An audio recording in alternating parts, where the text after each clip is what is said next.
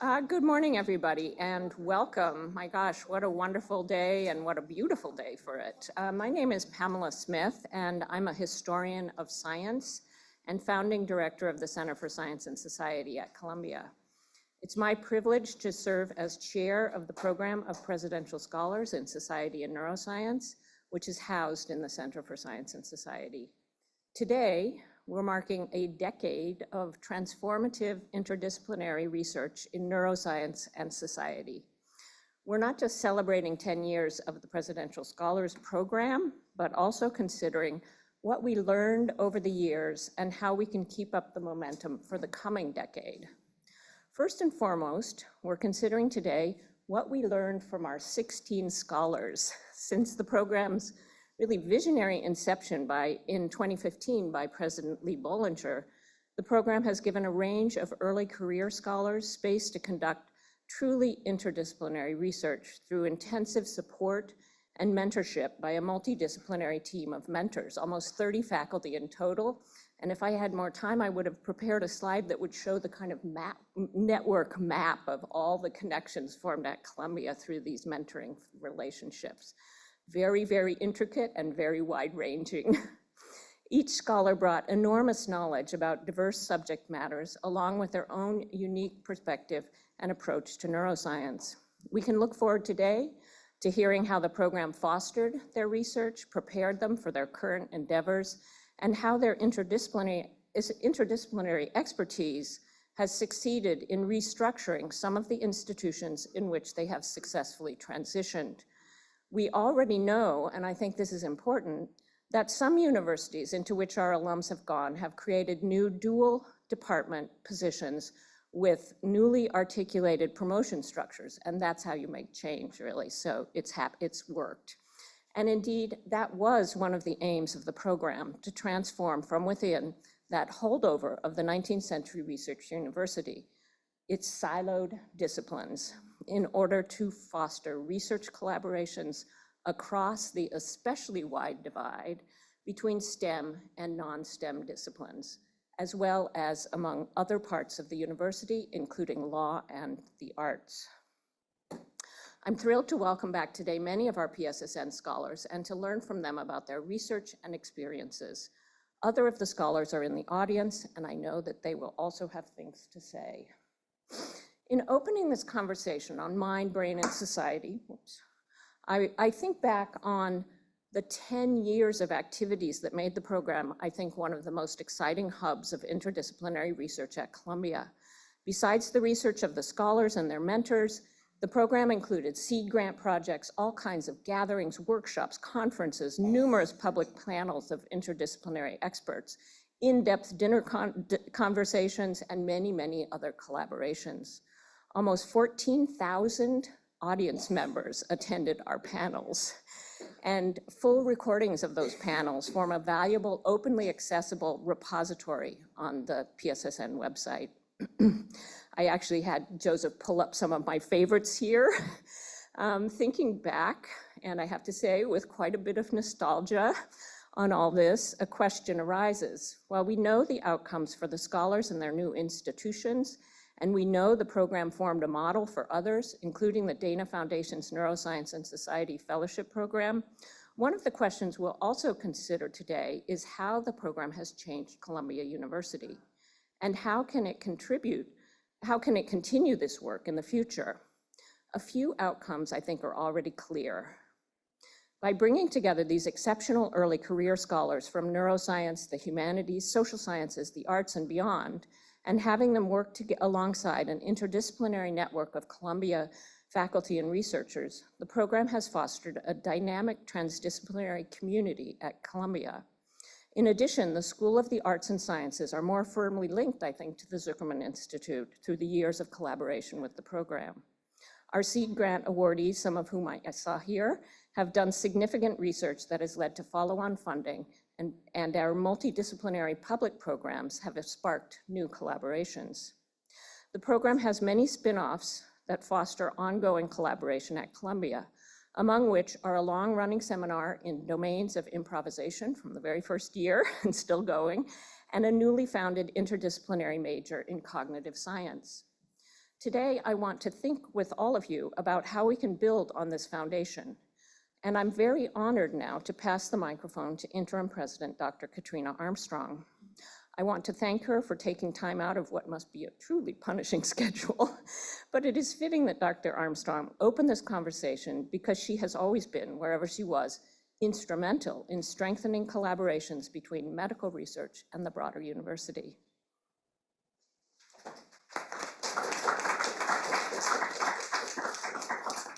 Thanks so much for having me, and I'm really delighted to be with you this morning. You know, these are, of course, the best parts of my schedule, I will say, to be able to share in this journey, share a few thoughts, and hopefully share some optimism for the future also. You know, it is true that I am an unusual physician. So I entered medical school after having studied architecture at Yale, spent my time in medicine really understanding how the social forces that really determine so much, as we're seeing today, the social forces intersect with biology and with all that we can do in medicine to really have the greatest impact on patients and communities. And then over the course of my career, really spent an enormous amount of time, probably mostly when I was at the University of Pennsylvania, living in schools that were not medicine. So at some point, I think I probably spent more time in more different schools at the University of Pennsylvania, certainly than any other scholar that I knew at the time. And it was a time, and I think about the history of this program, where we did have a deep optimism about what it would mean to bridge disciplines. I think about that, starting out a career where we understood in many ways the beauty of depth within studying a single molecule, a single text, a single piece of art, a single individual, and the real value that could bring. But I think because of science, whether honestly it was neuroscience, sociology, communication, political science, we started to understand that actually the power of those edges, the powers of the space in between, the power of actually being able to see what we hadn't asked as kind of the Rorschach became the power that would drive us forward. I often tell people that when I first started at the University of Pennsylvania, I spent a lot of time with sociologists. I was very interested in the structure of how communities and societies were organized and how that led to the dramatic differences that we see in health outcomes, particularly at that time focusing on racial residential segregation. It turns out that if you start reading a discipline, and one of the beauties of this type of work is not so much, I think, when you study, everything that anybody is saying about your particular question. It's that you read, you get into the bibliographies of the articles, right? And you're not reading the specifics to what you're asking. You're reading what the person thought before that, and where those questions came from. And I'll just say, and I'll say this and then one last thing, that I spent some time with a sociologist reading all of the work by a man named Mark Granovetter. Do you guys know his work?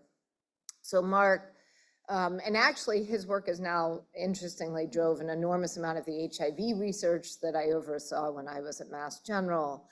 But understanding how networks actually come together, the power of networks and where true great step forwards come from.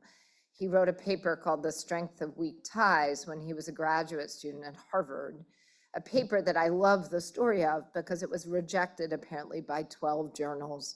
And now I think has been cited some 40,000 times. And basically it made the point that in almost any endeavor, human endeavor that you take on, that the greatest steps forward come not from the people who spend all their time together. It's not from the echo chamber that we now live in and see around us. It's from the unexpected connection between two people, between two experiences, between two sets of beliefs, two ways of seeing the world that can actually drive us forward more than ever. And so I just want to leave you with a sense that from my understanding of this program, by orchestrating and bringing together people who actually think that way. That is the true power of developing a program like this. Yes, it may be the science that you did, or the research, or the papers that you published, but fundamentally, for each of the programs that I've participated like these, it's about finding a group of people who believe in that future.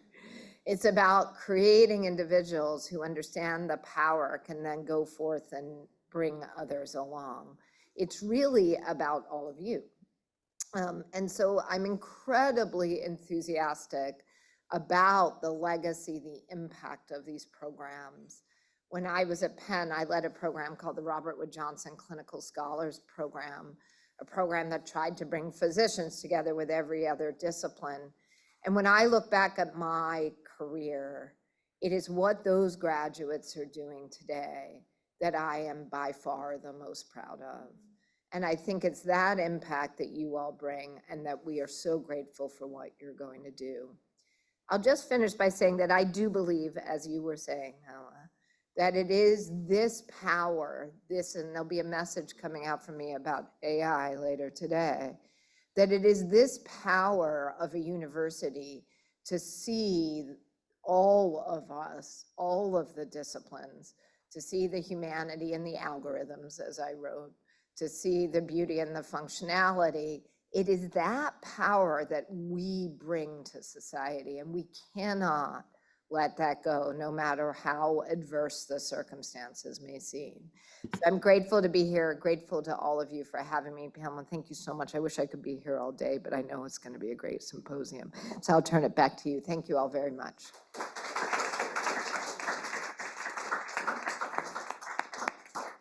Thank you so much. Yes, building community, that's a large part of this program and has been one of the most pleasurable ones.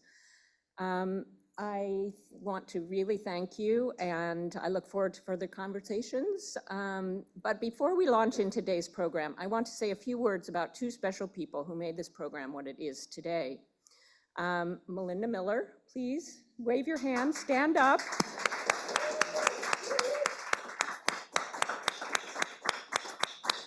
Melinda came to us at the center with a PhD in neuroscience, and she really helped to conceptualize and build the program from day one.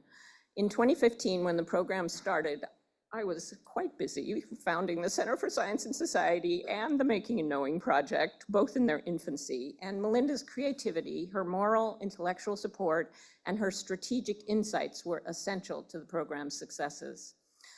Joseph Sulik.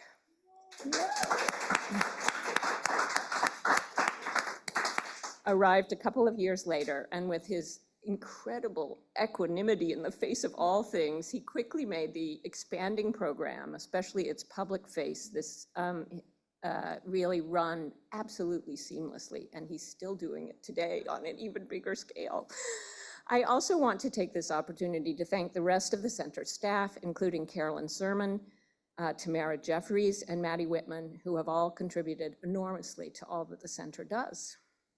So with that, I'm thrilled that our panels today will be chaired by members of the program's wonderful steering committee, all of whom are the best possible colleagues, both intellectually and in terms of collegiality. In addition to the four shown here, who are going to chair the panels, I just want to mention Peter Berman, who was instrumental at the founding of the program and was an exceptionally generous mentor. I don't know whether Peter's here today, he may be coming later. I'm honored now, finally, to hand over to start the program to Daphna Shohamy, who is the Kavli Professor of Brain Science, Director and CEO of the Zuckerman Mind-Brain Behavior Institute, and co-director of the Kavli Institute for Brain Science. Like most of my colleagues at Columbia, Daphna and my paths cross, unfortunately, infrequently. But when they do, we immediately go deep into substantive conversations, which always leaves me wanting more. Among an absolutely stellar, creative group of colleagues in this program, Daphna has stood out for her passionate intellectual curiosity, sheer intelligence about everything from literature, art, logistics, strategy to interdisciplinary work, And so I'm very pleased now to hand over to Daphna, who will say a few words.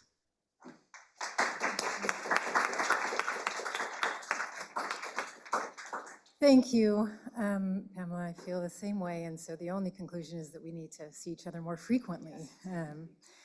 So that's one great outcome of this big celebration. It's really, really wonderful to be here today for so many different reasons. It's just been a pleasure to work with this program. I can't believe it's been a decade since this all began, and I can't believe that I've had the great fortune of being part of this program in whatever way I could be from the very beginning, and hopefully moving forward as well. I mean, as most of you know, this program was founded really over a decade ago, as Pamela said, by Lee Bollinger, and I think of it as really very, very fundamentally connected with the general mission of the Zuckerman Mind-Brain Behavior Institute, whose, from the get-go, the goal was really to connect neuroscience to all areas of inquiry of the human experience. And I think it's been this program that's been, in many respects, kind of the flagship of what it means to connect neuroscience to society in ways that we couldn't have foreseen in advance. And I think for me, that's been the most exciting thing. If you look back 10 years ago, and if you asked us to write down what do we expect to see, we wouldn't have been able to predict what happened. And I think that's what makes it so special, that it's brought together innovative, open-minded scholars from all levels to ask new questions and bring in new ideas, and then empower young people to contribute and to lead the way, and for us to really just benefit from that inquiry all these years. So thank you for all that. I mean, things like, right, the biology of art and the narrative of science, thinking of Noam's work of a network neuroscience kind of exploration of social connections. So these are just a few of the exciting directions that we couldn't have foreseen a decade ago, but that carry on, as you said, not just at Columbia, but at other institutions globally, really. I actually was one of the early recipients, together with Eric Kandel, of a seed grant for this program. Eric Kandel and I, driven really by a shared student, Celia Durkin, became interested in the neurobiology of art. I really didn't know, nor do I know enough now about art to have been able to imagine what a rigorous inquiry into the neuroscience of art might look like. Eric had many great ideas for what that inquiry might look like, but had more expertise with other kinds of species like sea slugs and mice, which may or may not appreciate art. We're not sure yet. So the seed grant really allowed us to do something we would not have been able to do otherwise, and led to a multi-year collaborative program with multiple papers coming out. In fact, we have a new paper coming out these days in Proceedings of National Academy of Sciences. So to me, that's just one example that impacted my life in ways that I couldn't have foreseen. And with that experience, of course, then it was no surprise when I was invited to participate in the mentorship of Andrew Goldman, who graduated in 2018 and who's here, and Noam Zubravel, who's not here, but who completed the program in 2020. And in both cases, it was an enthusiastic yes. These were busy times for me, and it would have been tempting and deeply mistaken if I had said I just didn't have the time to take on projects that were not related to my main expertise. But that was never even an option, as I knew I would learn more from these people than I would with any other kind of experience in terms of opening up my ways of thinking. And has been sort of incredibly refreshing and rewarding, and enhanced collaborations, because as you said, you can imagine that map across all of us here at Columbia. So now, as an advisory board member, I'm engaged and really feel that it's an amazing opportunity to celebrate this past decade of inquiry, and I'm very grateful to have been part of it. Finally, I'd really like to express my gratitude, in fact, my admiration for you, Pamela. It takes a village. This project certainly involves many, many people, but it has you all over it in terms of the energy and vision that you brought, and this amazing capacity to be open-minded and directed all at once. It would not be what it has become if it wasn't for you. And so thank you for creating something truly special that I know changed the way many of us are thinking about what it means to be a scientist and to be a scholar of humanity. Looking forward to the day, and thanks to all of you for being here.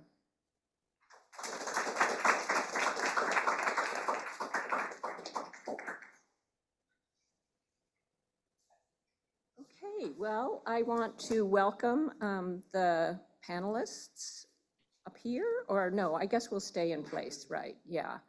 Yeah, so I want to get started. I want to thank all of the scholars, mentors, committee members, everybody for coming today, for the years of passion, creativity, dedication. And I'm looking forward to what we find out today and what we find out in the, as a way to prepare for the future. So welcome, and let's get started. You're our first panelist. Our first chair of the panel is Carol Mason.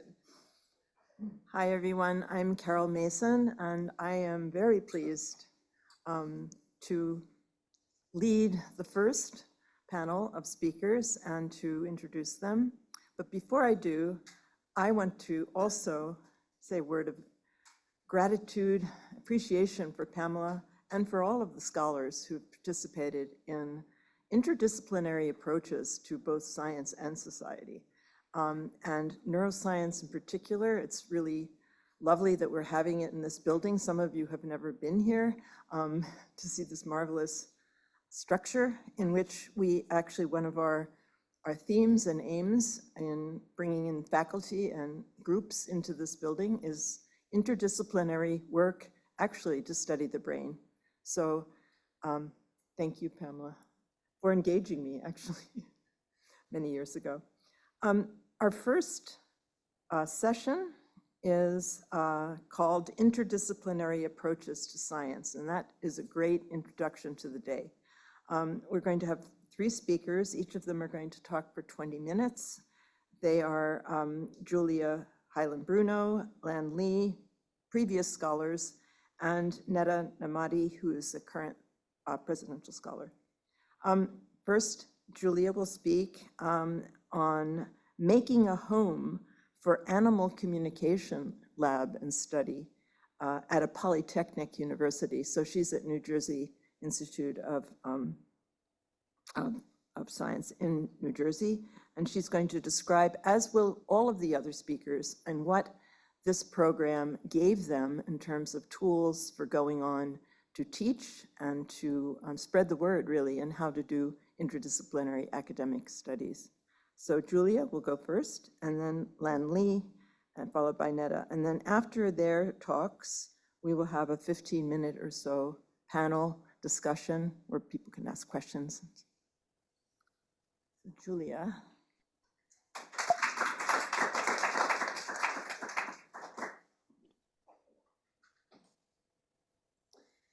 All right, thank you so much, Carol. It's really wonderful to see you. And thank you, Pamela and Joseph, for bringing us all here today. It's great to be back in this room, and I'm really happy for the opportunity to come together and think about the value of this program, maybe particularly now. So I'm going to tell you a little bit about what I've been up to since I joined NJIT in fall 2022. And here is a picture of my physical lab. The past few years have truly been a process of making a home, not just finding a home, but using what I have, the tools that I gained in this program to build my own community at NJIT, which I'm very excited about. It's not very far. So I would love to receive visitors in Newark, anyone in this room. So let me make sure I can do this.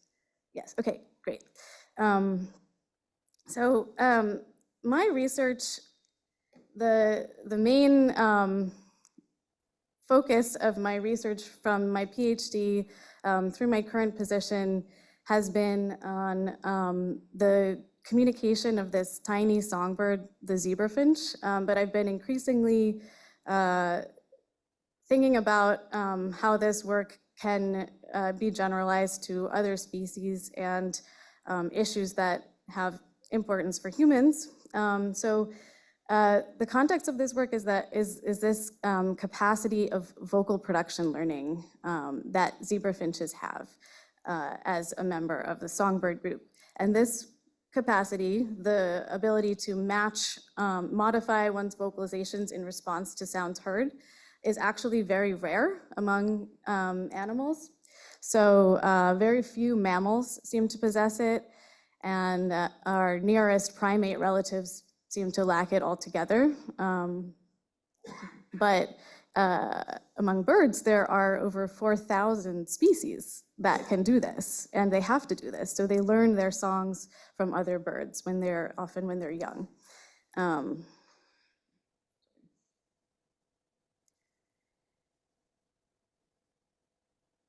And this capacity for vocal learning, we know in some groups of birds, allows for the development of regional specific dialects through the transmission of learned songs over generations. So this is work that was demonstrated experimentally using cross-fostering and tape tutoring.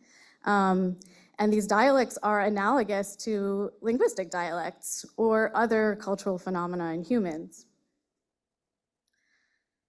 Since the 1970s, the neuroscience of this cultural behavior has been elaborated using this one species as a model. So thanks to the zebrafinch, we know quite a bit about the biological mechanisms of how learned songs are transmitted across generations. And we know more about the neuroscience of learned song production than we do about most human complex behaviors. So this has become a powerful model for human communication and communication disorders. Since vocal learning is essential for speech and language acquisition, actually insights from studying songbird brains have led to new approaches to treating aphasias and even understanding of speech development in children.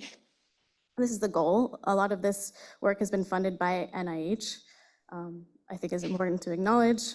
And so this is the model organism, many times the life size.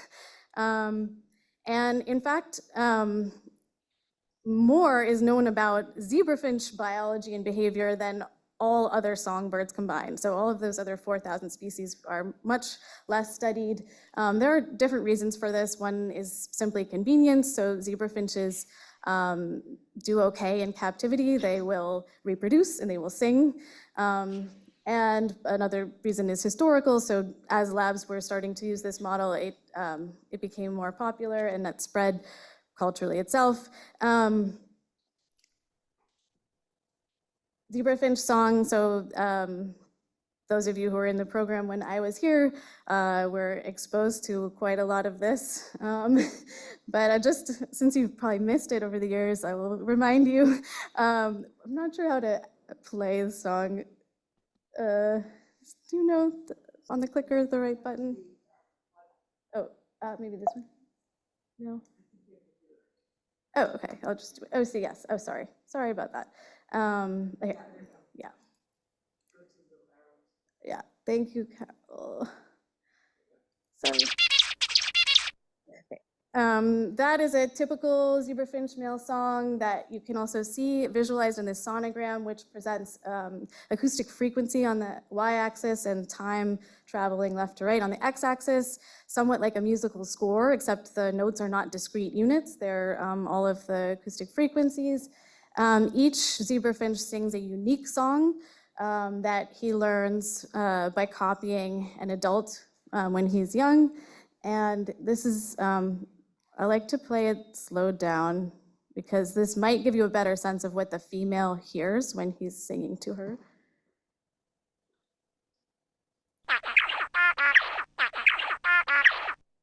So you can maybe start to map those sounds to the visualization. Those are the two sequential units with parallel harmonic sounds. These songs are learned in part by imitation, and the imitation can be highly faithful. So here's an example of one juvenile's copy of his tutor that he listened to when he was an adult. While it's a faithful imitation, it's not at all immediate. So this is the outcome of a gradual developmental process that begins with babbling in the juvenile when he enters what's called the sensitive period for song learning that coincides with sexual maturation. And those immature vocalizations, the babbling, sound like this.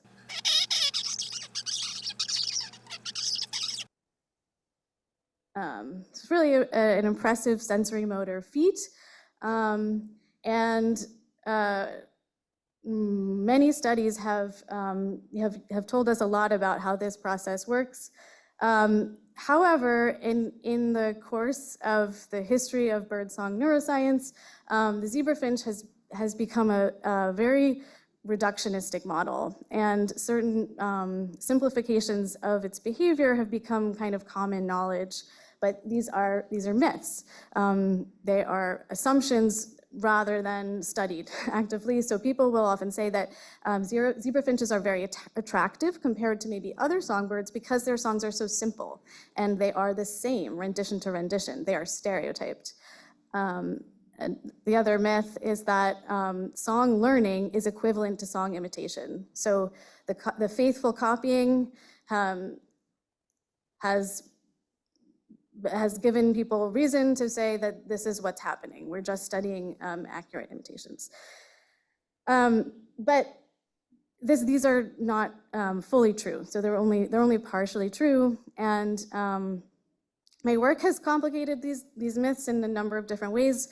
A lot of this is ongoing work. But one of the things that I've been drawing on since my PhD, when I started to look beyond the simple units of imitation, so those songs that I played you were the smallest possible snippets of zebrafinch song. Those are the repeating motifs, we call them. If you zoom out and you look at entire song performances of these birds, you see that these song bouts have a lot of variability in them. And in fact, these song bouts are not crystallized at the end of the sensitive period, but continue to change their form throughout the lifespan. In addition, they seem to be plastic depending on social context. So if you record one bird in different social contexts, you will get different snapshots of the variability of his songs on the bout level, even though the smallest units, these motifs remain stereotyped.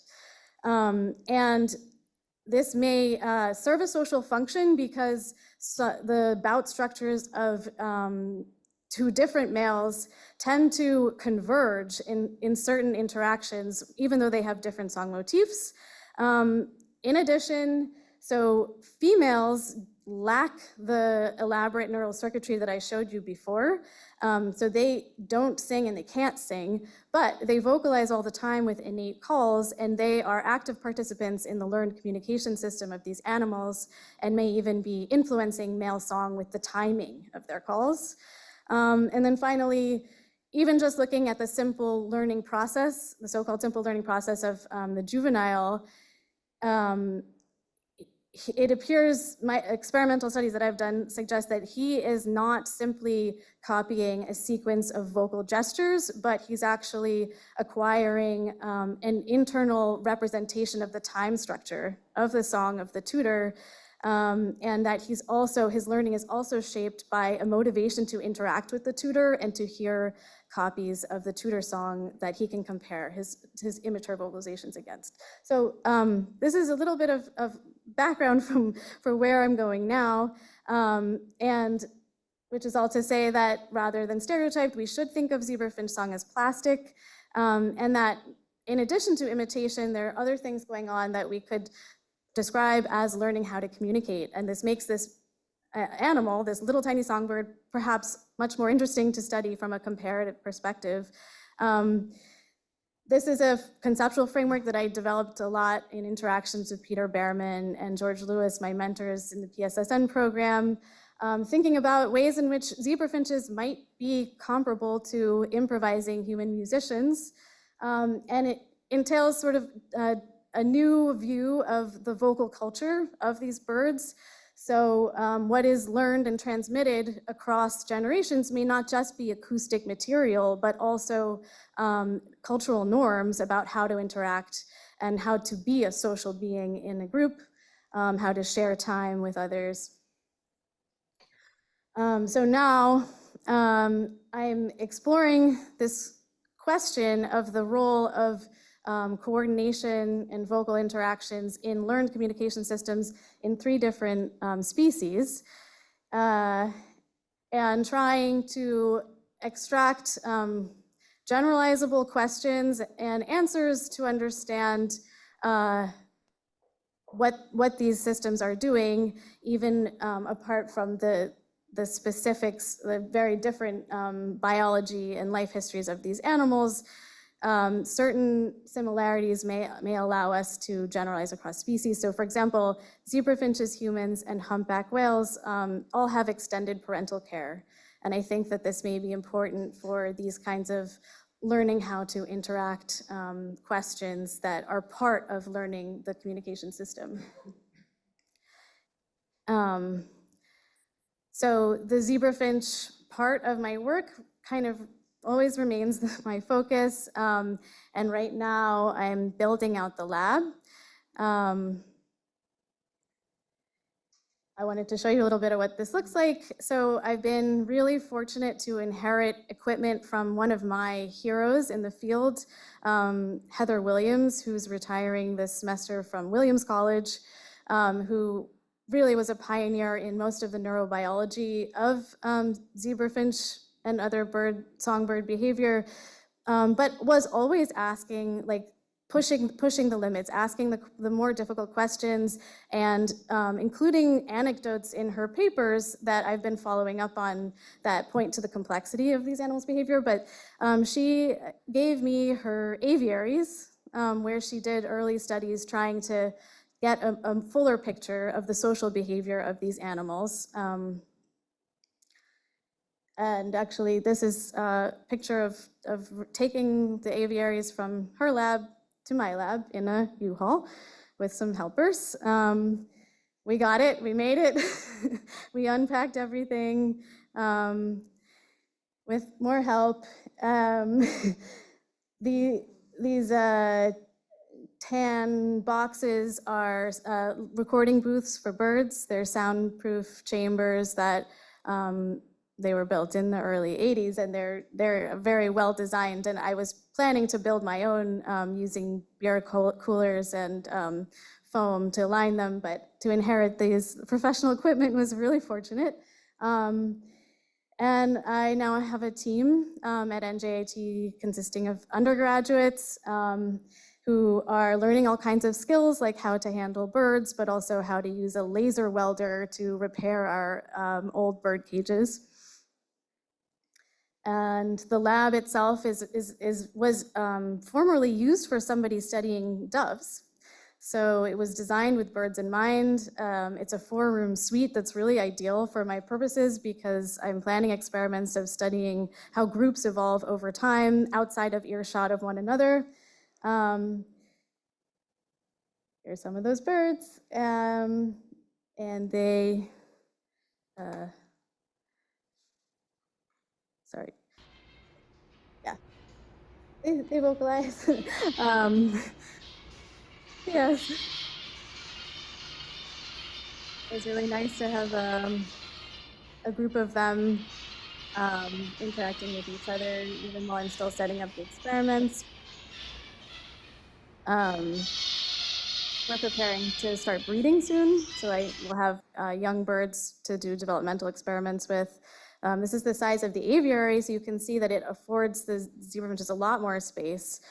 This is where we're going to start the breeding and allow adults to pair themselves and track the pair bonding process and throughout the breeding.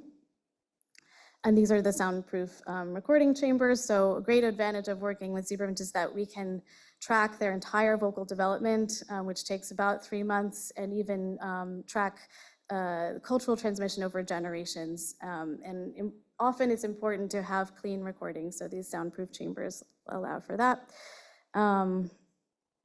But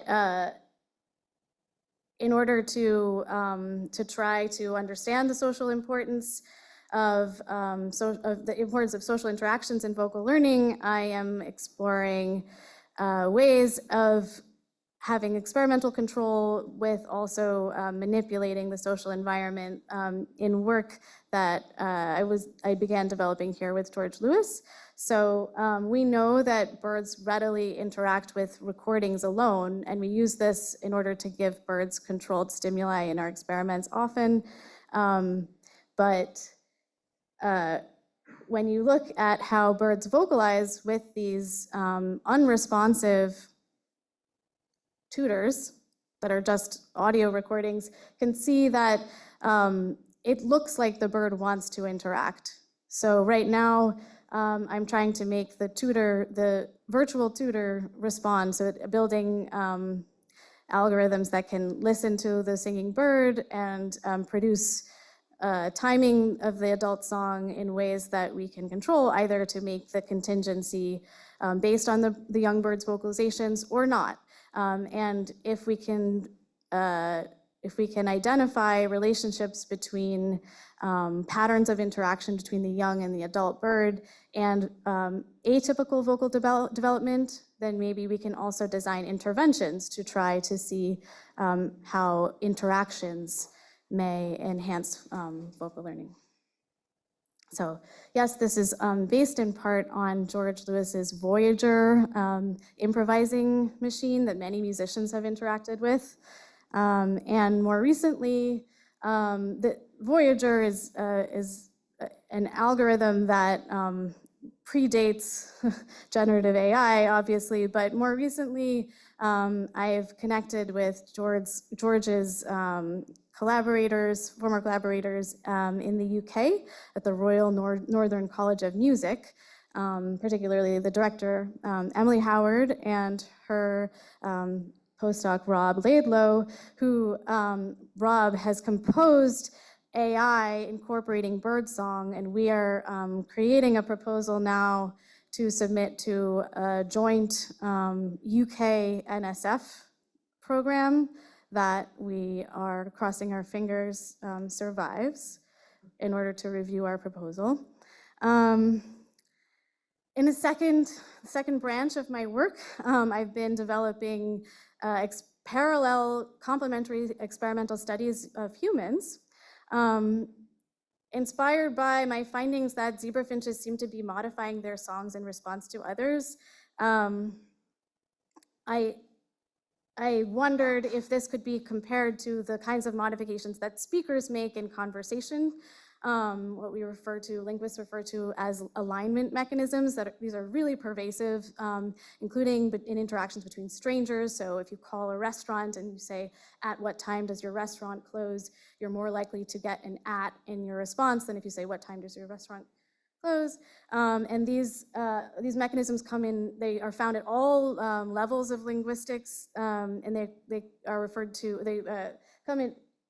there are two levels of thinking about them that are referred to as priming or convergence. So priming refers to moment-to-moment changes, and convergence is more a property of extended interactions. And my question is, to what extent are these features part of language, or do they reflect something about human social cognition that perhaps predates the emergence of language itself? And can we observe these kinds of interactive features of language use outside of a linguistic setting? So with my collaborator, Olga Feher, we are designing experiments to try to test this, and we're using bird songs as non-linguistic signals for human participants. In the experiment, human subjects are given a set of zebrafinch songs to interact with a virtual partner with, and we control the interaction structure to see whether we can get people to converge or diverge from a virtual partner using signals that are unfamiliar and definitely not linguistic. And first, we've run a study to see whether these songs are even perceptible to humans, whether we can hear the complexity and duration differences that we are manipulating in the experiments. And then finally, I've started doing wildlife bioacoustics of humpback whales. So why humpback whales? They're another one of these vocal learner species that are so rare. And they also have extended parental care. So the songs are performed mostly by adult males. But the young calves spend a year with their mothers and traveling, migrating with them, and interacting with them. And I'm very curious about the links between the adult vocalizations and these early interactions, very far from being able to study those. But so far, I have been co-leading a project with a collaborator at the University of Buffalo that involves undergrads from UB, NJIT, Harvard, and UMass. We meet on Zoom and we analyze data that is, it's readily accessible to anyone. It's a website called Pattern Radio that was created using AI by Google, but using freely available recordings made by NOAA, which we also hope continues to exist. In these studies, we had a paper come out last year that uses a new approach to studying the songs of these whales, where they've been mostly in the past studied using labor-intensive transcriptions of manual coders listening to the songs and coding different sound types and then sharing those with other researchers. We use a purely acoustical approach to find patterns in the songs and also possibilities that whales are modulating their songs in response to others. And so finally, I just wanted to mention that currently I'm actually moving departments at my university to become a member of the biology faculty. And I was hired into a new undergrad program in cyber psychology within NJIT's Department of Humanities and Social Sciences, one department for all of those fields. Before that, they didn't have any psychology, and this seemed like an exciting opportunity. My PhD is in psychology. I am very interdisciplinary in my work, but since joining NJIT, I've found my community in the biologists, the straight-ahead biologists who have a shared interest with me in animal behavior and neuroscience, organismal biology especially. And so I'm very excited about this move because I feel like I've found my community, but I've done this using the orientation that I developed here of looking for community and finding the people that I can do things with, support students with, and also the people who are most politically engaged and thinking about our climate and how to defend science and the work that we do and people in general. So I encourage you to take a screenshot of this use the QR code because this is a grassroots effort organized by a member of the bio department and some grad students to keep congressional phones ringing all day, every day, 9 to 5. It's somewhat symbolic, so you can call simultaneously, that's fine. But if we can fill this spreadsheet and you can sign up for 10 minutes at a time, call your representatives, and there are scripts provided, things you can say, even as events happen on a daily basis, this continues to be relevant, right? So I encourage you to take action there, and thank you so much. So.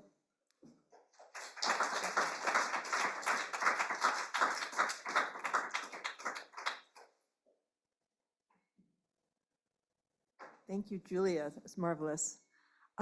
What we're going to do now is just go to the next speaker. So save your questions for the end of the third talk when we have the panel. So Lan Li has also marvelous experiences crossing the borders of various subjects.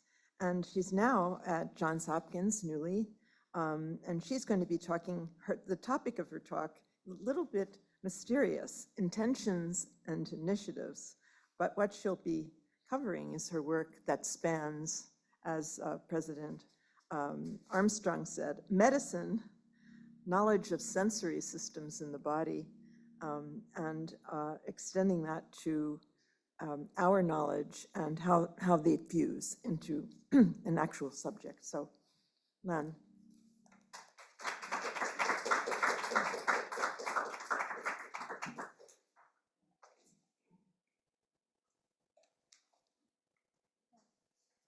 It's okay. Hello? No? Thank you, Carol. So when Joseph first emailed all of us like a year ago, I was thinking about what to share. And it seemed like we were writing letters back to PSSN. So I'm thinking about this kind of like as a letter. That's why it's intentions and initiatives. But what am I doing? I will tell you. So this mic isn't working. That's fine. So let's do this. So, oh, thank you, Melinda. Yeah, this one. When I looked back to the last talk that I gave at the PSSN in 2019, I saw that, so I was here from 2016 to 2019. At the time I was working on my book manuscript, which was called Intimate Cartographies. It's since changed names. But I had a number of articles, workshops, events, seminars, courses, and I was giving a lot of talks and really thinking about how to create, the community that Julia mentioned. There were many conferences. Honestly, I was just doing the things that I thought I was supposed to do. I was also making a number of films, which really helped me learn about the labs I was involved in. It helped me learn about my collaborators.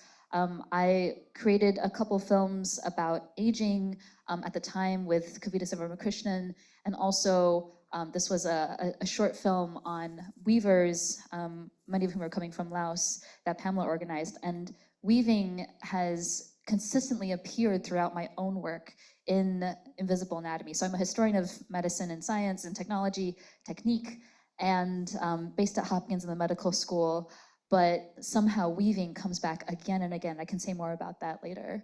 I also spent a lot of time as a barnacle in Pamela's Making a Knowing lab, thinking about reconstruction as they're working on a 16th century manuscript. And I took a lot of inspiration in this in my own teaching.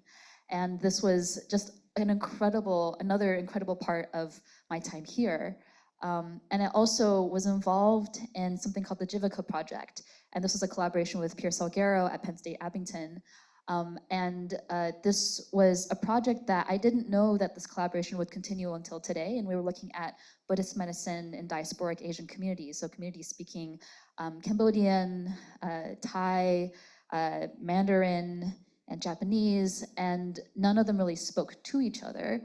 So we connected it through thinking about how they understood health and healing. And that project has continued on. When I was a postdoc here, I also created with my friend Alex Ragmorley, who's a historian of science, this project, Metaphors of the Mind. You can see Bird Talk is actually Julia's.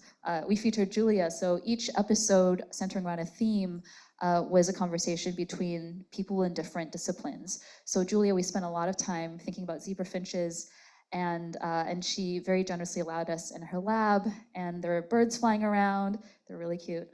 And thinking about whether or not bird song is a metaphor, whether or not song is a metaphor for speech, and also thinking about how birds as a model organism also facilitate what Julia had mentioned, a leap of the imagination. It's a leap of faith to make these claims about whether or not birds can tell us how humans think, speak, engage, communicate.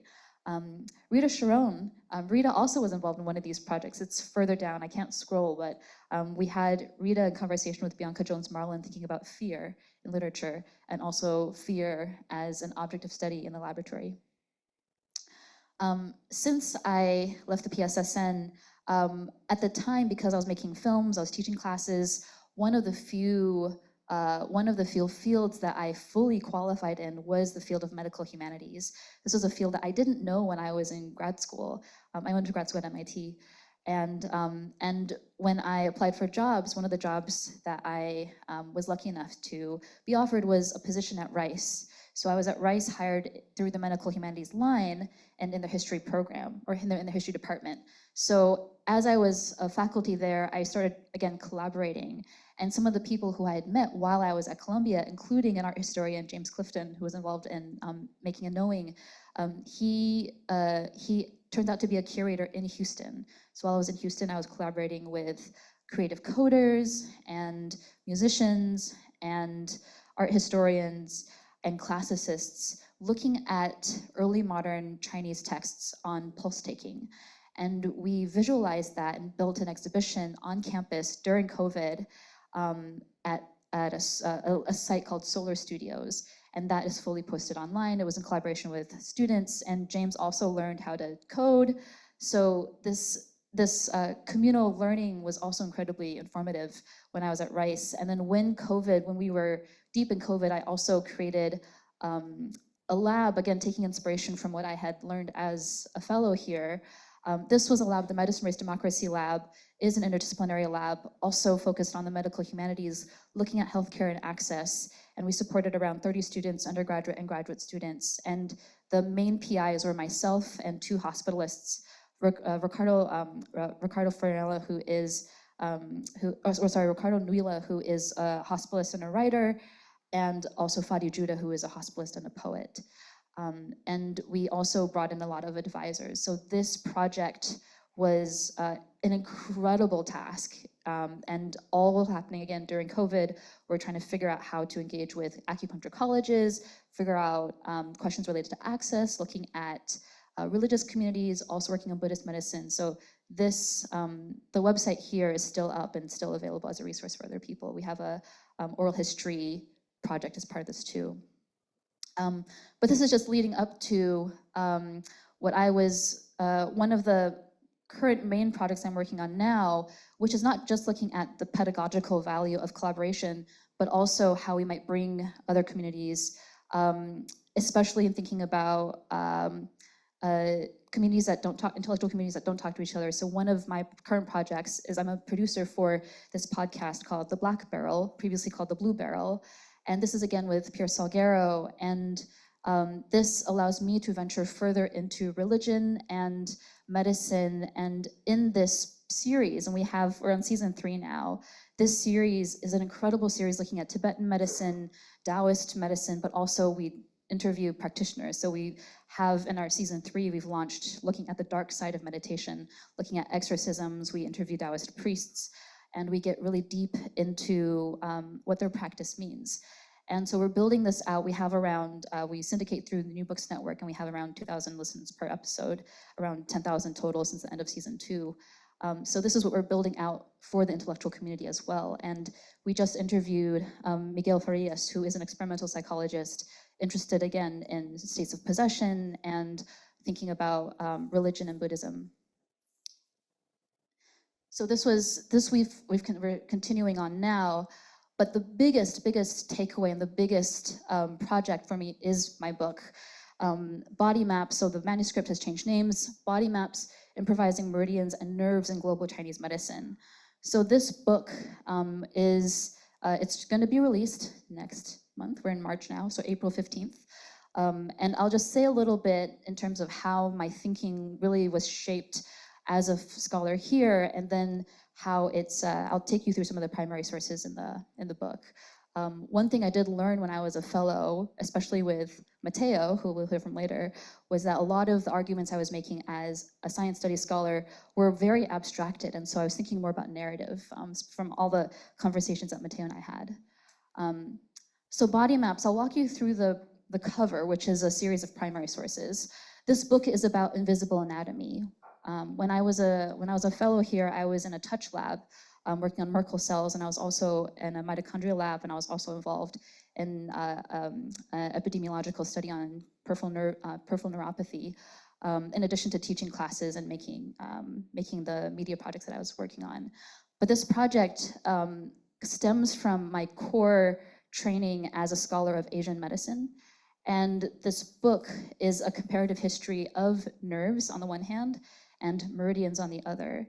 And what it's really looking at is it's a study of the images, looking at how physiologists were expressing anatomy in graphic genres. And they were debating on what these invisible anatomies were and what they could do based on how they appeared on the page. So a lot of the arguments that you have on invisible anatomy, again, are in these hand-drawn images.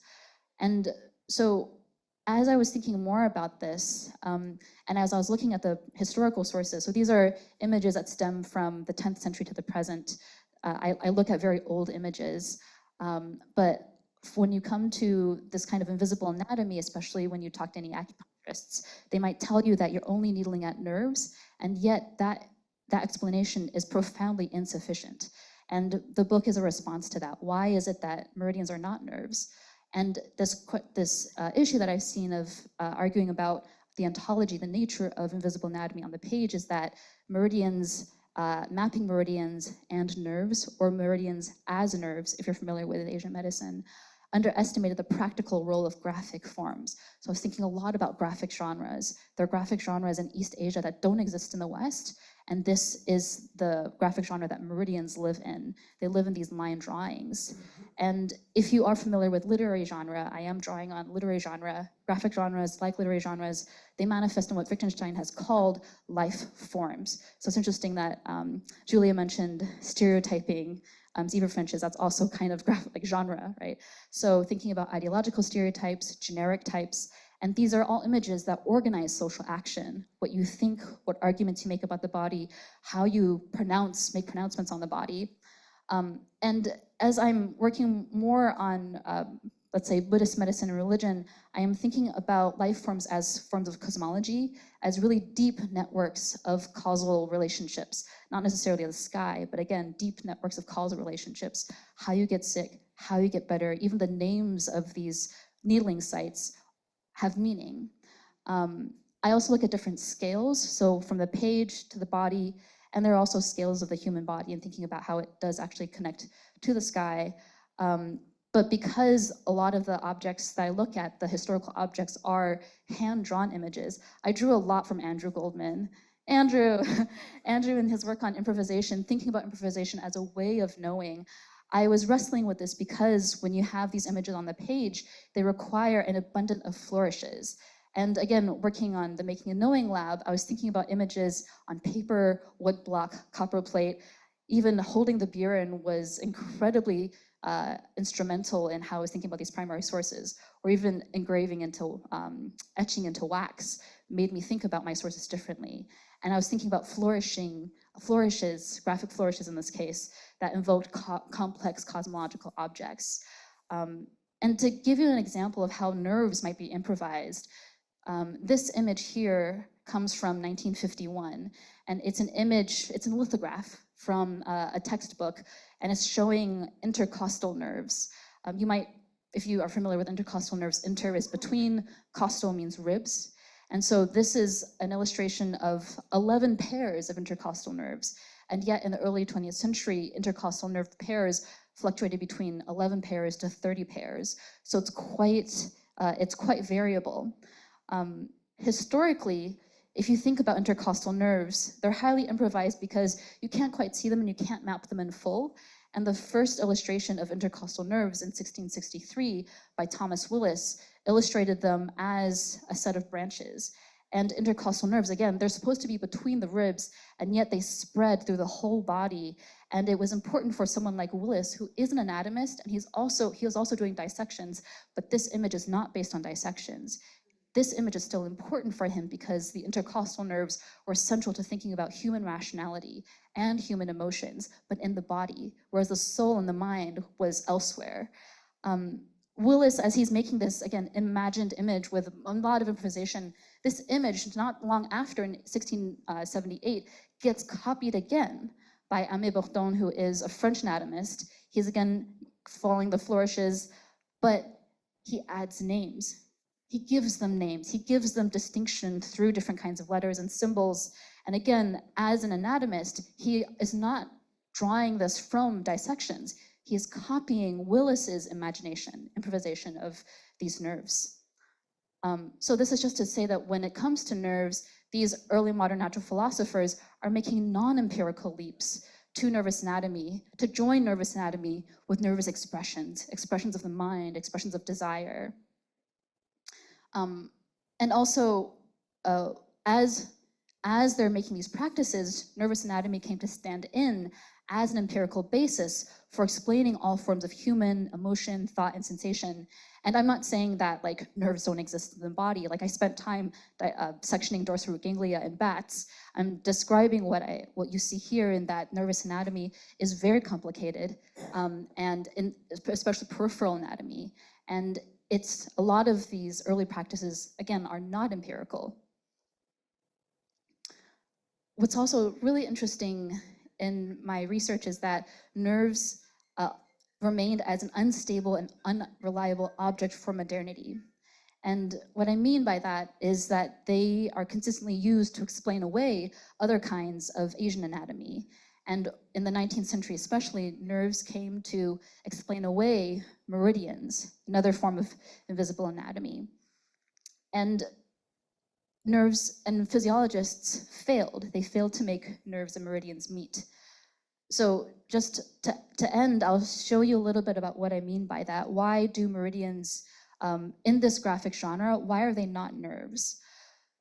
So this image is a 1931 image, around 1931, 1929, from a medical reformer who was treated by his father. He was treated with acupuncture anesthesia, or acupuncture and moxibustion, treated in his leg for fatigue and also in his back for different forms of sciatica, and he was exhausted and it worked really well, so he started studying acupuncture really seriously in Japan.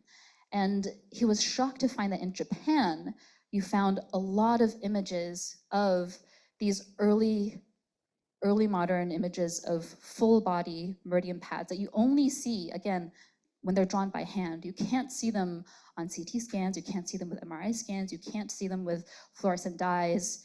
And Chung is so fascinated by this that he also ends up copying a 14th century text that's showing people sitting down, standing up.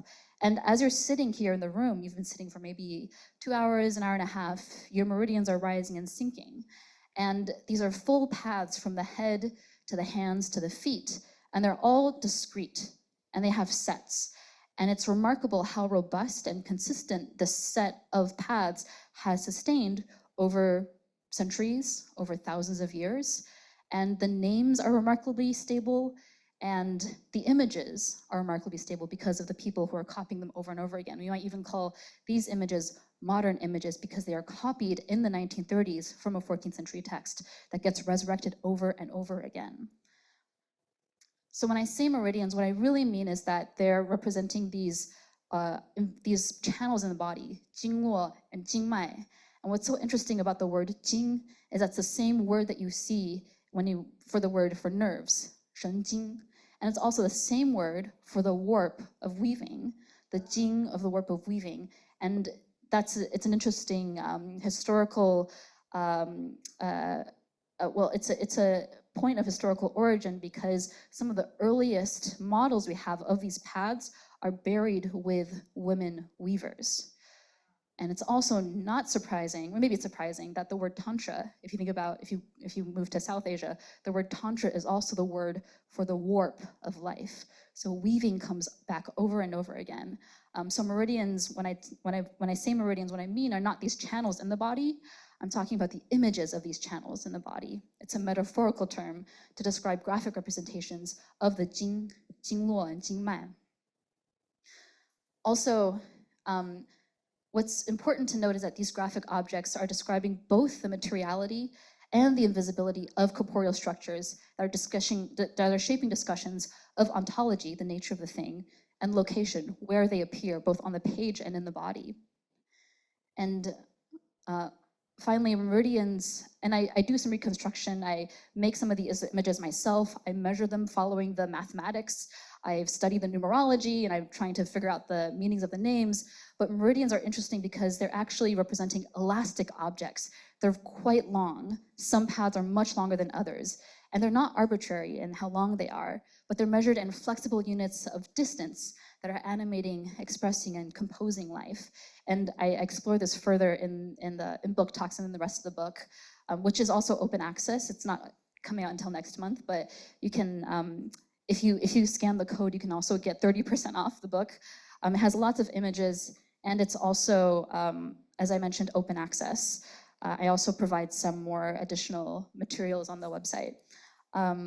But this is all to say that PSSN has really been an incredibly fertile ground for me to think about these questions, to think about improvisation, to think about method, to think about my sources. And then now as I'm moving ahead, one of the big projects I'm undertaking is I'm organizing our international conference on Asian medicine. So again, medicine in Tibet, parts of South Asia, Southeast Asia, Central and East Asia, and we're all bringing these researchers and scholars together to think about policy and access, to think about theory and practice.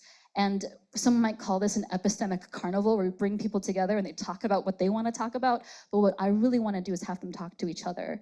And that will take time. And I think I have, and I know that I have the resources to do that. So thanks very much.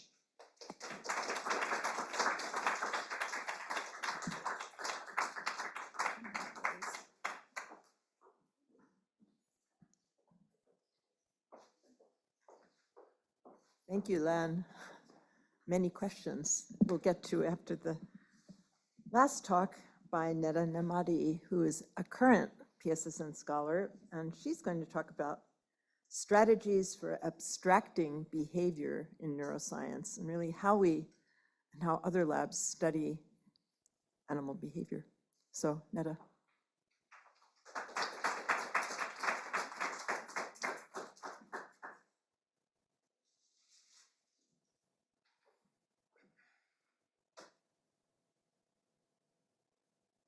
Okay, let me start a timer. I'm never good at keeping track of time.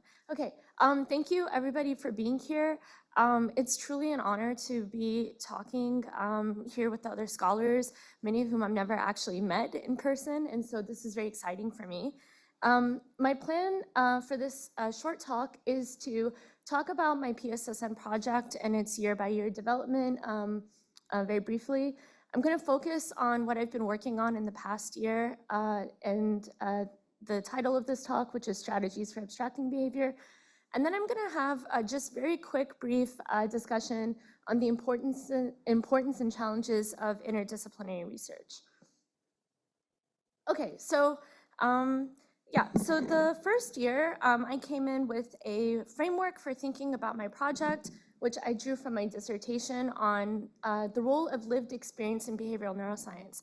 So I think actually this work makes really nice contact with what Lan was talking about and what Julia discussed. The word lived experience in its kind of contemporary rendition has come to mean something like personal experience or subjective experience. But what I've been really interested in the context of behavioral experimentation is actually experience as something that may come in forms that are not necessarily articulated when we talk about the practice of science. So this can range from a scientist's historically imbricated ideas about behaviors to kind of more local and imminent ways of knowing, such as even knowing something like, when should I stop looking at the kind of thing that I'm observing? So the kinds of goals and questions that I had in mind about this work were to apply it to behavior very broadly. I had come in thinking about the case of sleep and how lived experience plays a role in sleep research, because sleep is something kind of unusual when it comes to behavior, and that we don't typically recall having an experience when we do it. But the idea was to kind of expand this outwards to thinking about behavior more broadly, and to also ground this theory in further cases of experimentation. So what's happening on the ground in particular laboratories. And for me, this meant actually embedding in different laboratories here at Columbia. And I was very lucky to find a home in 2 labs in the biological sciences, one in the lab of Darcy Kelly and the other in the lab of Maria Toscas.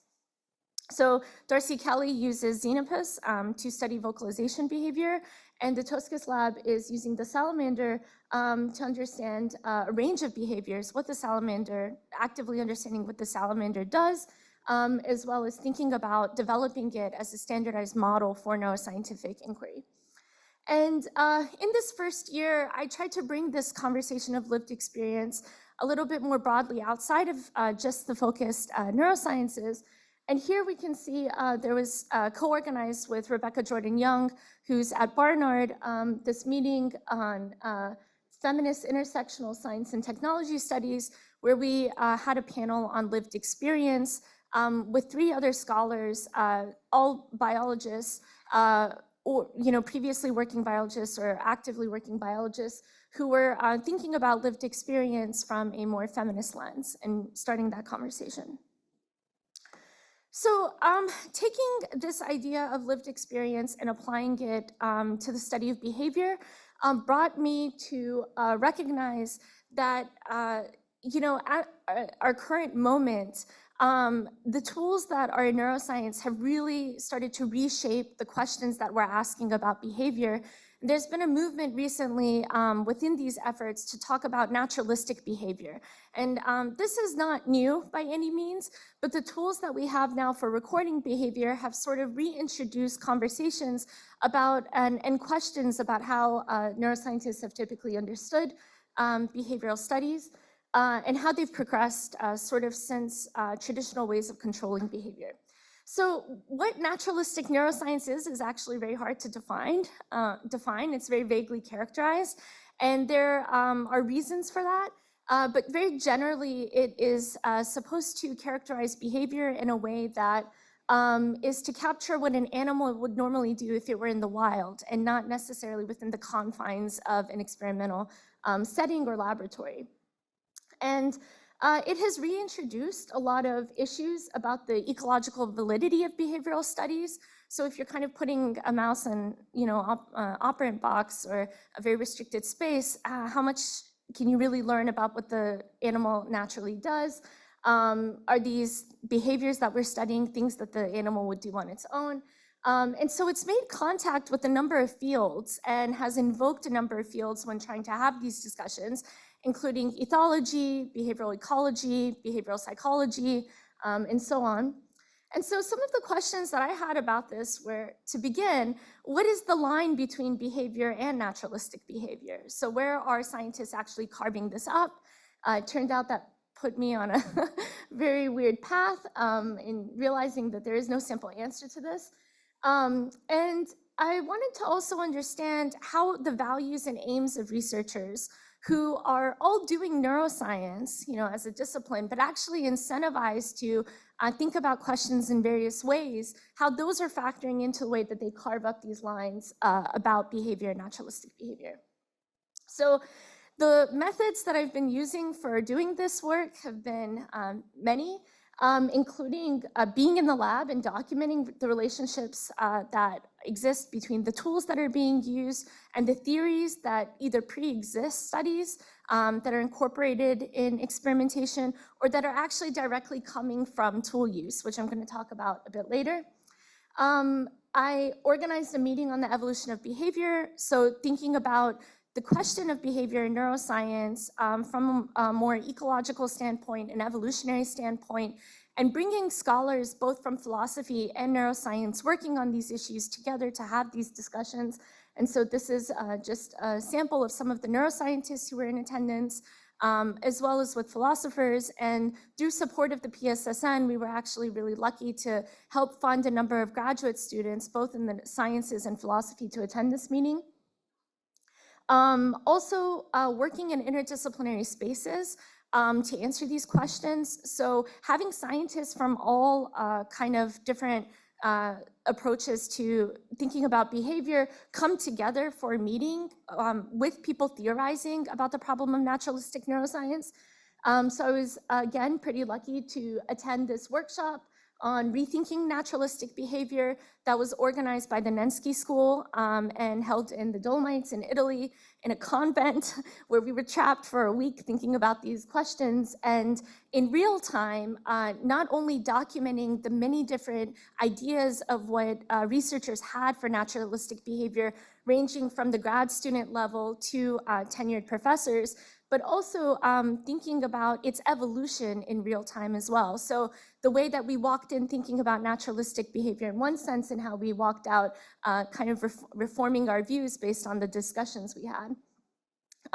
One of the products of that was actually a collaborative report from this meeting that was authored by a lot of the speakers and the organizers in attendance. And we have actually just uploaded that online. So that's available for those who are interested. The other thing that I ended up doing was thinking a lot about the conflation between these terms such as ethology and ecology and behavioral ecology and neuroethology. And so I took a lot of time doing a historical dive into the distinctions and similarities of these practices, but also looking at how their aims could come into conflict with one another. So while appeals are made to this kind of golden age of going into the field and grabbing animals and studying them in naturalistic ways, the kind of purposes that people had when engaging in those sorts of practices may not be in alignment with the kind of purposes we have as behavioral neurobiologists in the kind of contemporary context that we're in. Okay, so in this third year, I'm going to say a little bit more about this now. So I've dove into the question of what the tools are that people are now using to study behavior and neuroscience, and asking how these tools shape the landscape of questions that exist. So these questions, I like to divide them into three categories. One that's on the materiality of the investigation, the behavioral investigation, that involves the actual models that are being used. So in the case of behavior, we're studying not just with models that are computational, but models as organisms that are evolving and changing in real time, even as we interact with them. So this is a point that Land brings up in a very special way. So how does tool use also shape neuroscientific aims, and can these tools generate conflicting aims? So what I kind of mirrors what I talked about before when it comes to the kind of scientist that you are. So depending on the goals that you have, whether the tool that you're using is going to be furthering goals that may come into conflict with someone else who is also trying to study the similar kind of behavior, and what implications this has for behavioral comparability.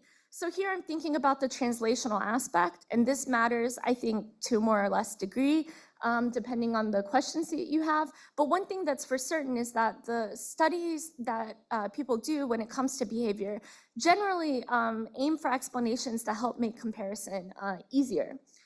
And so I think one thing that's incredibly important that I want to highlight, if I highlight anything for this talk today, is that I've learned that neuroscience from the 1950s is very different from neuroscience in its contemporary context, if not just for the tools that are being used, but also for the technological aims that have been imported in this practice. And so here I think it's really important not to just be talking about the neuroscience of behavior as a science, but as a technoscience, something that is very tool-driven, and as a result is going to embody a lot of the tenets of tools in the results that are obtained. So when talking about the materiality here, I think it's really valuable to draw a distinction between what are animals, what are animal models, and then what are model organisms. So each of these have different histories and oftentimes are just kind of pushed together in discussions of behavioral work. So one thing is that animals can evolve in highly artificial contexts, and sociologists of science, particularly in the case of the fruit fly, have long thought about this. Robert Kohler is very famously someone who documented this in Drosophila melanogaster, and I think it's quite apt here given the history of Thomas Hunt Morgan in this community. So thinking about Drosophila wild types is not really representative of wild types in the wild, right?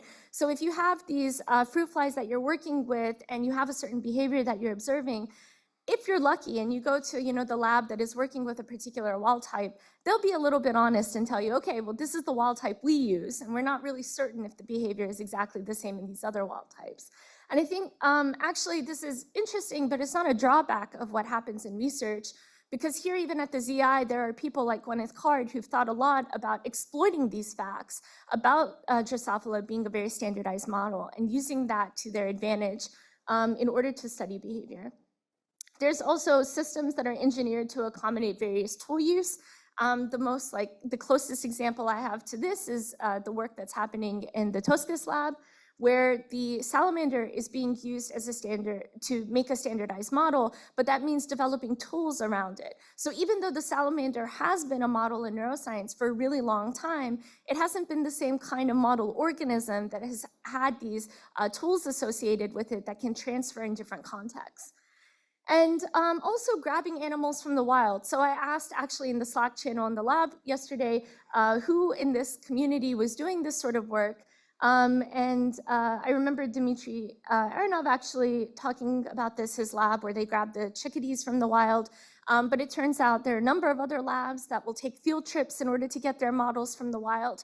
And it's really important to know that the purposes for doing this can vary quite wildly.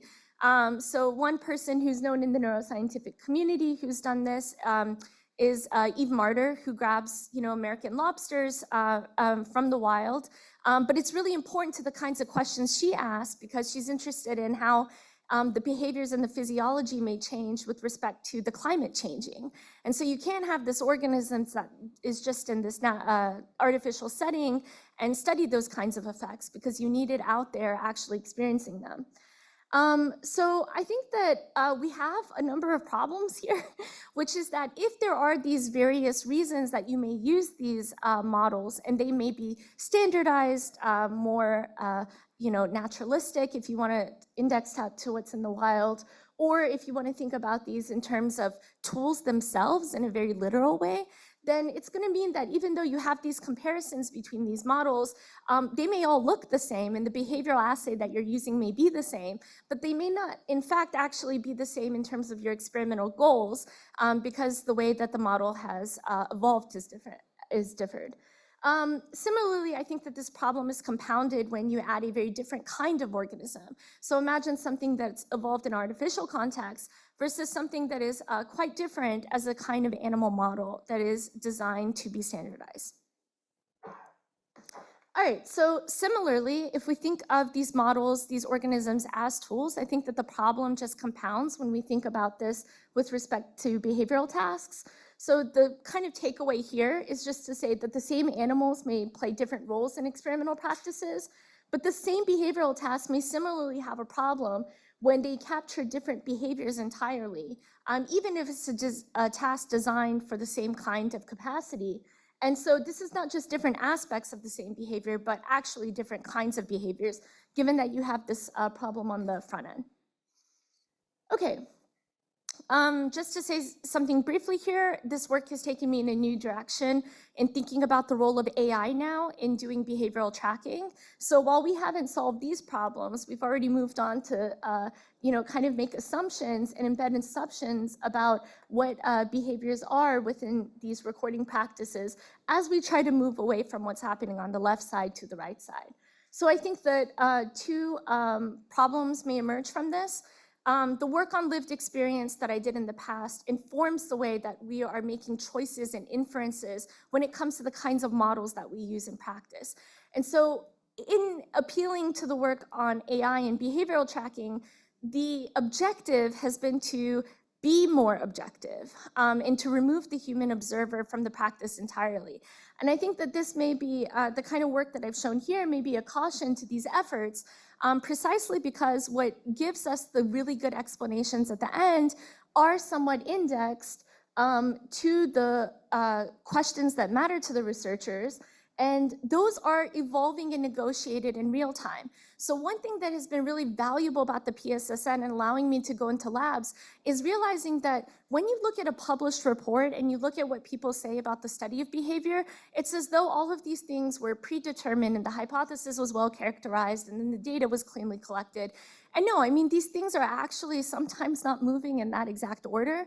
And sometimes the incentives and the questions that researchers have may come up in the middle of their investigations and factor into the kinds of explanations that they want to generate on the tail end. So the point here is to say that the materiality of practice, the theoretical assumptions that are encoded about behavior, and the goals that are happening in terms of comparability, making comparisons between species, these are all enmeshed and difficult to disentangle. So even though I've very cleanly separated them here, this isn't in fact indicative of how practice is done. And so I really want to say one final thing about this, just to put this in conversation with the broader topic of this panel, the importance and hurdles to interdisciplinarity, which is that what I've just discussed with you in terms of what is important for animal models, it draws from all these things that are often seen on the external side of doing science.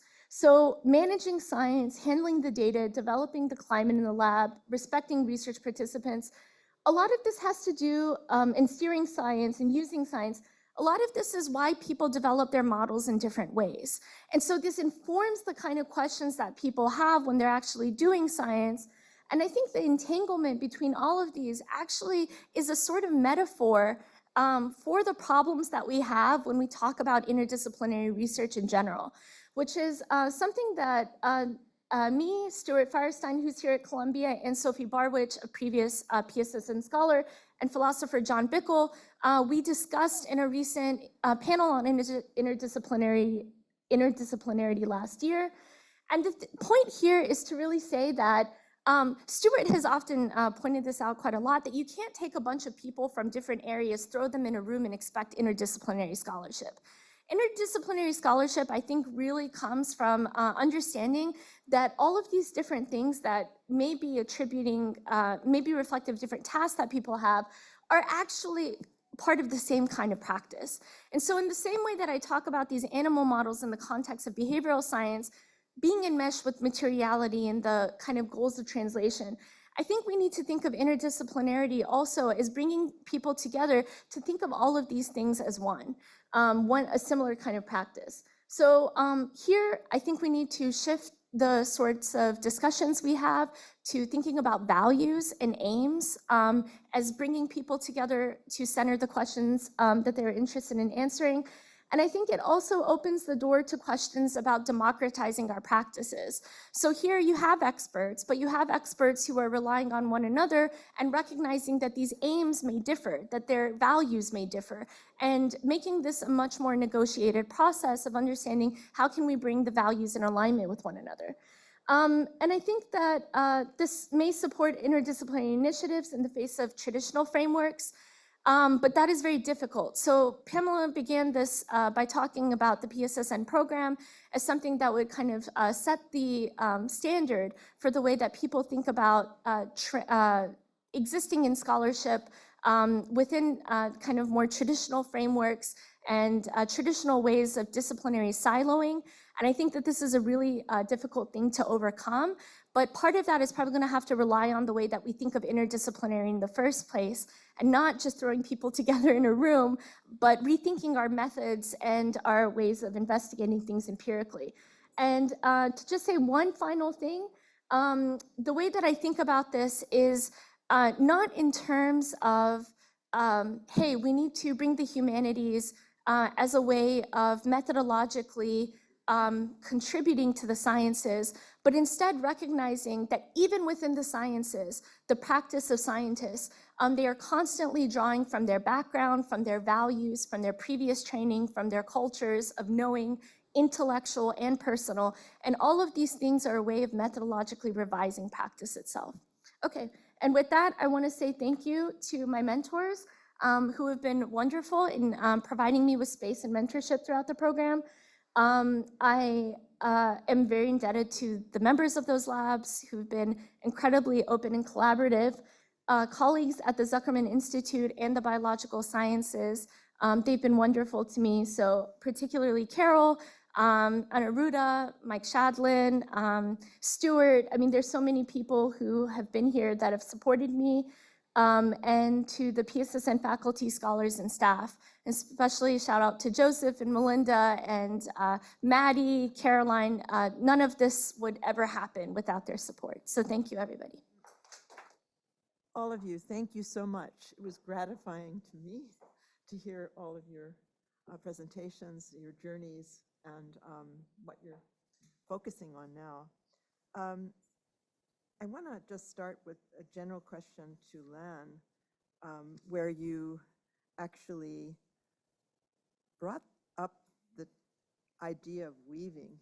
Didn't say much about it, actually, substantively. and how that relates to the depiction of what you talked about last in your book of meridians and nerves. So can you expand on that? Sure. No, thank you, Carol.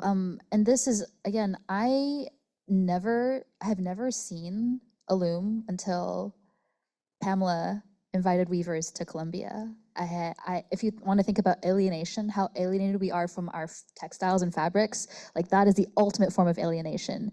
But this is also the ultimate object of life, the things that we carry on our bodies. Sophie Pittman and her work on weaving is just also thinking about emotions and weaving that into, or embedding your emotions into the things that you weave, because that is time and that's labor, that is skill, that is a lot of thought, and even setting up a loom takes so much time.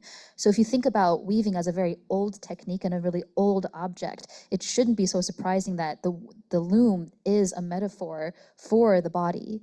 And that these very old objects that are, I mean, we don't actually know where these images come from. We just know that they keep on being dated to around the 1st century BCE, that there are texts that reference centuries earlier, and they reference these pads in the body. And so if you use archaeological evidence as a way to think about these culturally intersecting practices, both weaving and thinking about anatomy, thinking about not just illness, but body practices. So these pads in the body, where the word for the jing is the same word for the warp on a weft for weaving, it shouldn't be surprising that that's not just an anatomy for pathology. It's anatomy for cultivation. You can activate these pads through herbs. You can activate them internally. You can activate them through mental choreography. And so it's not just this external mechanosensory stimulation that can activate them.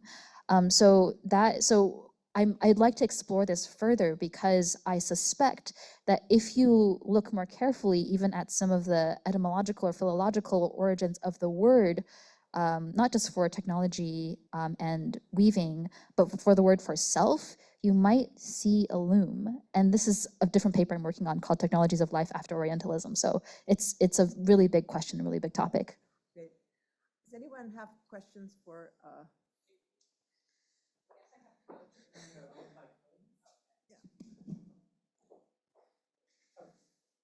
following up on that? Oh, sorry. Did someone else have a question? I put Okay. Well, I'll ask it quickly. This is to Julia, and I just want to say this is so amazing to see how all of you. Oh, this is not on, is it? I don't think it's working. I just want to say that this is so amazing to see all of you and just what you have done in the last only few years since you left here. And, you know, to see Nedah's work from year 1 to year 3 is just incredibly impressive. So, oh my gosh, it really worked. But what I want to ask you, Julia, is, you know, I thought, you know, your work has always just fascinated me, and like all of the PSSN scholars, actually. You know, this idea of thinking and acting in concert with one another, you know, finches and humans, and what role the audience plays in a concert, and whether that thinking and acting together needs an audience member among finches. Oh yeah, that's a really great question. And I think all of my observations of the zebra finches suggest that it does, but that sometimes the audience may be the bird itself. So that I think that they do such interesting things with their song that similarly to like prelingual vocalizations of children, I don't think it's exclusively to communicate to another, but communication is partly expressing the self and partly influencing the other, and I think those things are tightly entwined. So the young zebrafinch, when it's starting to babble, is producing this unstructured vocalizations that get noticed by another. So it may not realize it has an audience, but then it does, and it's taking actions having an effect on the world, and it's learning from that. So we see these kind of modifications happening very rapidly. Tutors seek out students?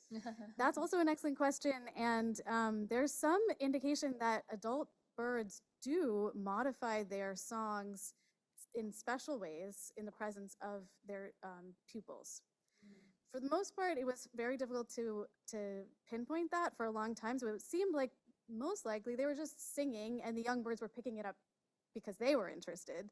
But actually, if you look carefully, some other labs have shown, just like one or two studies suggest that there are times where the adult will sing in a very specific way that will guide the young bird in a certain direction because they decide that that one is the song to elaborate, for example. But also the adult females have non-vocal feedback that they give to the developing juvenile that may be related to her, what she knows about her mate song.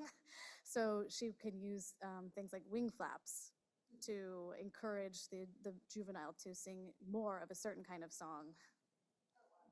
Mhm. We have one audience question in the back. Yeah. Oh, it's not working.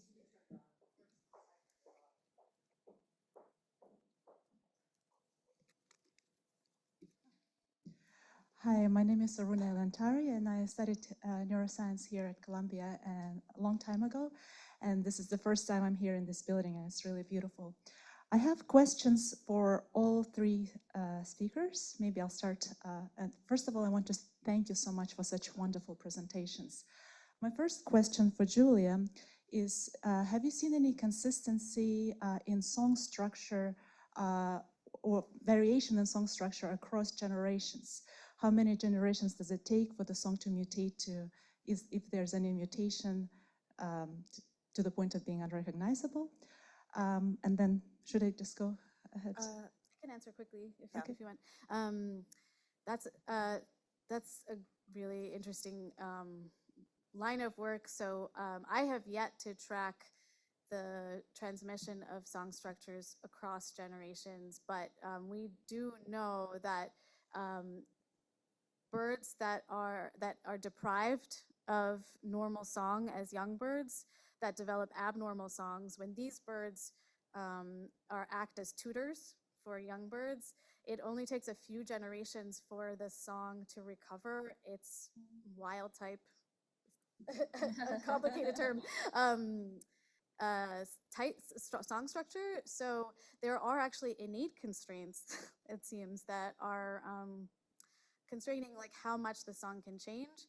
But in terms of things like these bout structures and that birds may be flexibly using, there may be something like a group signature that birds share. I'm interested in that question, but I haven't yet been able to track over generations. So thank you.